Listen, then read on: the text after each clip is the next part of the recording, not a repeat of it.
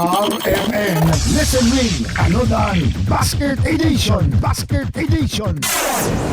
Live ta ka mga kasama dire sa Barangay 76-A ning ato ang syudad sa Davao kay wa tay puas way hunong-hunong ato ang panghatag og panud-an basket edition para sa ato mga suking tigpaminaw syempre. Og karong oras sa mga kasama ato ang may laila ang lain natong suking tigpaminaw. Ayan, dali madam. Unsa pangalan? Nancy Hinlayagan. Pila na magkakatuig na minaw sa DXDC, madam? Mga kuan na sir, mga 10 years na. 10 years na. Sukad sa pagbalhin ako da sa Bruce. Sige, unsang orasa at nato mabati ang kung ako ang pasultihon nga drama matag buntag. Alas 9 hantod alas 10 sa buntag. Di basta-basta mga kasama, memorya gikayo ang oras.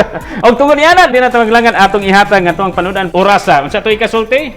Daghang salamat sa DXDC, sa imo sir Joel Biray ug kay Ma'am Amy. Daghang salamat. Yeah, salamat kay madam sa imong pagpaminaw. Of course, mga kasama, padayon lang sa pag-tune in sa DXDC 621 RMN Davao kay para ka manapod ang atuang mahatagan og panudan sa tuwang RMN Listen Win. Bueno mga kasama, kauban nato si Radyoman Amy Gindita, Radyoman Joel Biray, tatak RMN. RMN Listen Win Anodan Basket Edition